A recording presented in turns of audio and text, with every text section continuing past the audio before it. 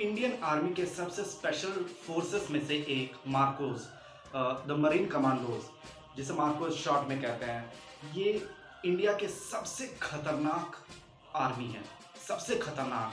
इनकी ट्रेनिंग इतनी ज़बरदस्त है, इतनी खतरनाक है कि पहले के 3 दिन में ही 80% कमांडोज या आर्मी ड्रॉप कर जाते हैं, छोड़ देते हैं। इतनी खतरनाक है। और 3 दिन के बाद जो लोग सर्वाइव कर पाते हैं 20%, फिर उनके साथ अगले 5 सप्ताह टेस्ट होता है। इनका फर्स्ट जो 3 दिन का जो ट्रेनिंग टेस्ट होता है वो इतना खतरनाक फिजिकल ट्रेनिंग होता है, मेंटल ट्रेनिंग होता है, एप्टीट्यूड टेस्ट होता है। ये 3 दिन में ही 80% ड्रॉप कर जाते हैं। उसके बाद जो बचे रहते हैं 20% आपके, उनको लेकर के वे आगे के 5 सप्ताह उनके साथ ट्रेनिंग करते हैं और उनके साथ टेस्ट करते हैं और बहुत डिफिकल्ट से एप्टीट्यूड टेस्ट भी करते हैं।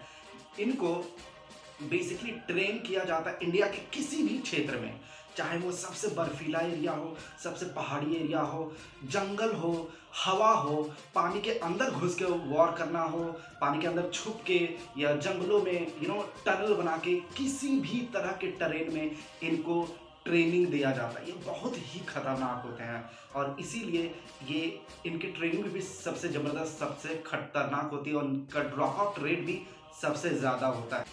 इनकी ट्रेनिंग इतनी मुश्किल से भरी होती है कि इनको जंगलों में, पहाड़ में बहुत ही भारी भरकम सामान को लोड करके घंटों तक दौड़ाया जाता है। इनको कई कई दिनों तक, 2-3 दिनों तक लगातार इनको जगाए रखा जाता है, बिना सोए इनको रखा जाता है।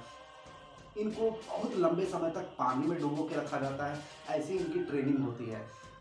और ड्यूरिंग ट्रेनिंग ये इतने स्ट्रांग बन जाते हैं या इतने एक्सपर्ट्स बन जाते हैं कि आपने फिल्मों में देखा होगा कि आईने में देख के पीछे शूट कर देते हैं या पलटी मारते हैं, फ्लिप मारते हैं, फॉरवर्ड फ्लिप मारते हैं और गोली मारते हैं, या रिवर्स फ्लिप मारते हैं, गोली मारते हैं, दौड़ते हुए गोली मारते हैं। ये सारी ट्रेनिंग्स सच होती है, बट ये सारी होती है मार्कोस के लिए। मार्कोस जो एक्सपर्ट होते हैं वे दौड़ते दौड़ते गोली मार सकते हैं, सोते हुए गोली मार सकते हैं, या मिरर में देख के पीछे गोली मार सकते हैं। और सिर्फ गोली मार नहीं सकते हैं, वो एक्चुअली में हिट करते हैं।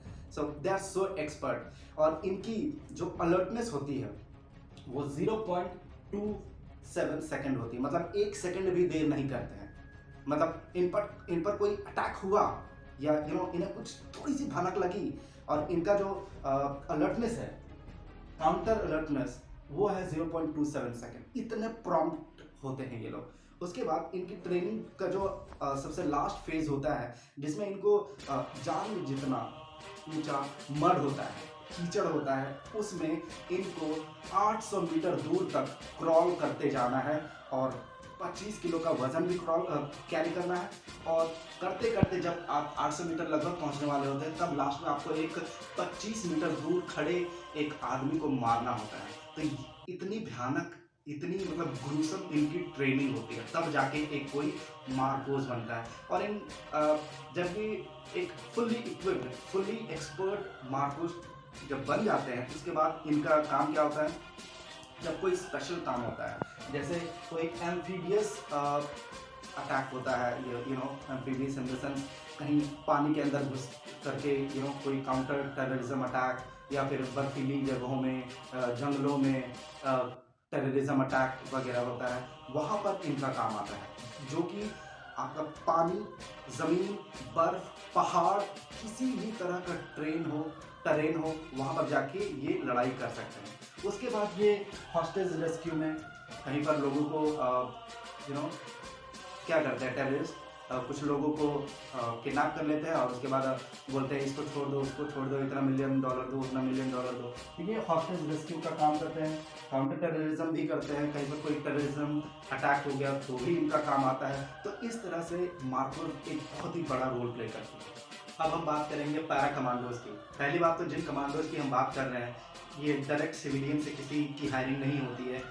ये उन लोगों की हायरिंग होती है जो ऑलरेडी सोल्जर बन के सर्व कर रहे हैं, 3 साल 5 साल ऑलरेडी हो गए हैं, and they have already proven their गट।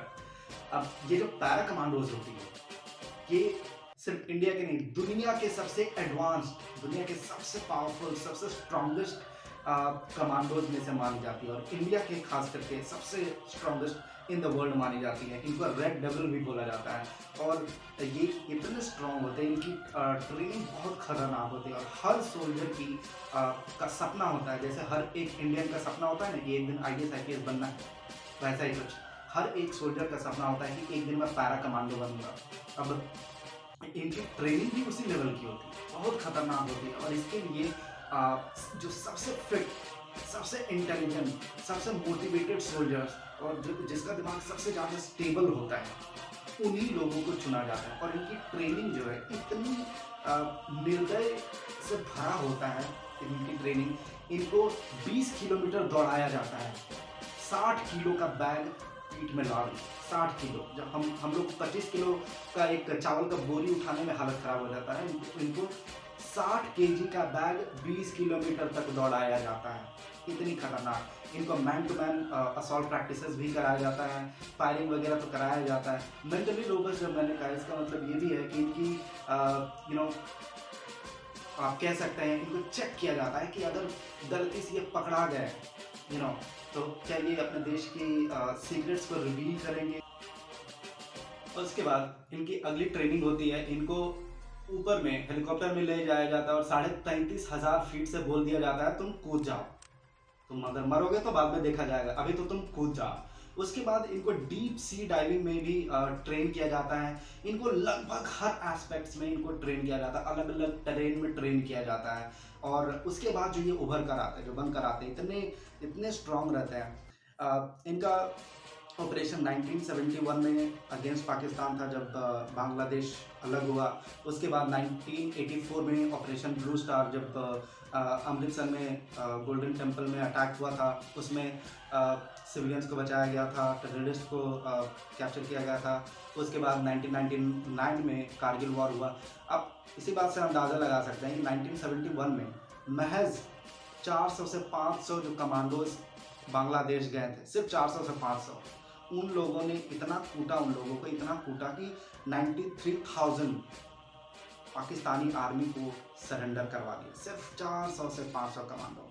इतने खतरनाक होते हैं ये।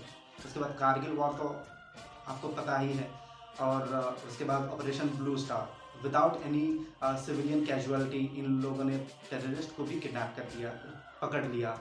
इतने खतरनाक होते हैं। अब गरुड़ कमांडो फोर्स जो है, इंडिया में ओवरऑल 2000 गरुड़ फोर्सेस हैं। ये एयर ऑपरेशंस करती हैं। ये इंडियन एयरफोर्स की कमांडोज होते हैं। इनका काम होता है एयर असॉल्ट को रोकना या एयर ऑपरेशंस रोकना, जैसे कि अभिनंदन वर्धमान ने किया था, जब पाकिस्तानी एरोप्लेन इंडिया में घुस गई और अटैक करने लगी F-16, तब अभिनंदन वर्धमान ने क्या किया, MiG-21 को लेकर उड़ गए और उसने F-16 को मार गिराया। उसके बाद इनकी प्लेन में खराबी हुई और ये भी खुद पाकिस्तान में गिर गए, क्योंकि पाकिस्तान की टेरिटरी में घुस गए थे। खैर, तो ये है गरुड़ कमांडो। अब ये गरुड़ कमांडो की ट्रेनिंग भी बहुत खतरनाक होती है, इतनी रिगरस होती है कि इनको फुली ऑपरेशनल बनने के लिए 3 साल का समय लगता है। ये बहुत ही स्पेशल ऑपरेशन कॉम्बैट करती हैं, सर्च रेस्क्यू के ऑपरेशन ये करती हैं। उसके बाद ये एंटी हाईजैक, कोई एरोप्लेन हाईजैक, बस हाईजैक या ऐसी कुछ बड़ी हाईजैक्स वगैरह होती हैं, इनके खिलाफ कॉम्बैट करती है। उसके अलावा ये आतंकवादी अटैक के अगेंस्ट में भी बहुत कारगर होते हैं। ये इन्हें ट्रेन किया जाता है जंगलों में सर्वाइव करने के लिए, बर्फीले जगहों में सर्वाइव करने के लिए। बेसिकली ये बहुत ही स्ट्रॉन्ग गरुड़ फोर्सेस होते हैं। इनको बहुत ही मुश्किल ट्रेनिंग से गुजारा जाता है ताकि ये एक बहुत ही स्ट्रॉन्ग फोर्स बन के उभरे। ये इनकी ट्रेनिंग भी ऑलमोस्ट पैरा कमांडोज के जैसी ही होती है, हालांकि पैरा कमांडोज थोड़ी और ज़्यादा टफ होती है, उनकी बहुत ही ज़्यादा गुरुसम होती है। घातक कमांडो फोर्स, जैसा कि नाम ही है घातक, बहुत ही खतरनाक होते हैं ये। अब ये घातक इतने खतरनाक इस तरह से होते हैं कि इनकी संख्या बहुत कम है और इनकी ट्रेनिंग बहुत ही खतरनाक होती है। ये man to man, face to face लड़ाई के लिए इनको तैयार किया जाता है और स्पेशल ऑपरेशंस में इनको भेजा जाता है।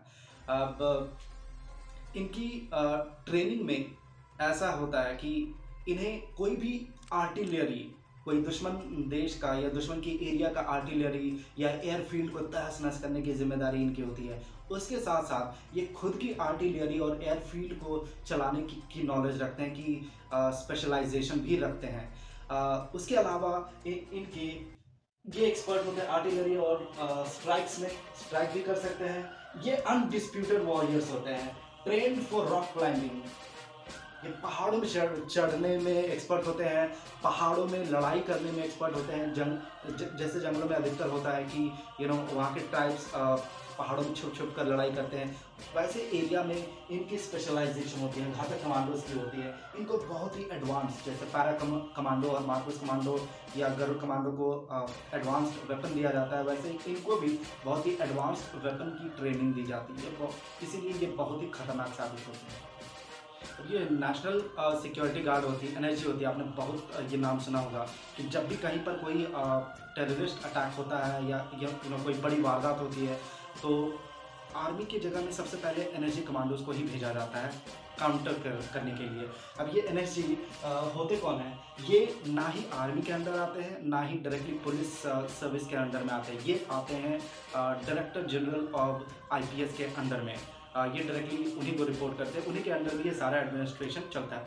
इनके अंडर में, एनएसजी के अंडर में 2 ग्रुप होते हैं। एक तो एसएजी, स्पेशल एक्शन ग्रुप, जो कि आर्मी पर्सनल बन जाते हैं। उसके बाद एक दूसरा होता है स्पेशल रेंजर ग्रुप, जो कि काउंटर टेररिज्म के लिए काम में आते हैं।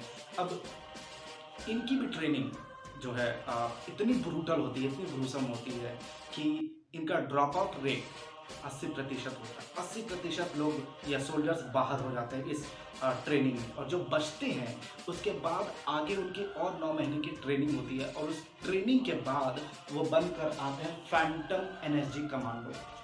अब ये कोबरा कमांडो जो है, इनका नाम कोबरा इसलिए रखा गया है क्योंकि ये मोस्टली जंगलों में लड़ाई करते हैं काउंटर नक्सलिज्म के खिलाफ।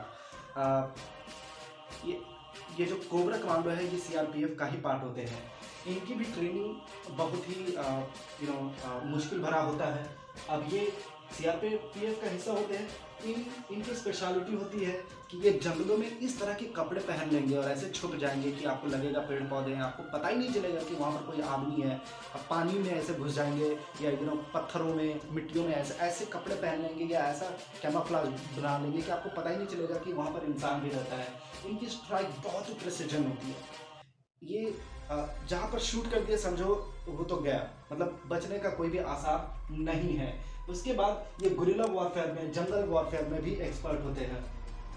और इनके पास जो स्नाइपर शूटर होता है, स्नाइपर शूटर वो लंबी वाली बंदूक जो बहुत ही दूर से, किलोमीटर दूर से ही शूट करते हैं, इनके पास जो होता है वो इंडिया का सबसे बेस्ट स्नाइपर शूटर होता है। तो कह सकते हैं कि कोबरा ट्रेनिंग या कमांडोज भी किसी से कम नहीं होते। तो ये है ओवरऑल सबसे best commandos of India. I hope आपको ये वीडियो अच्छा लगा हो। Please do comment, like and share, subscribe this channel. Thank you.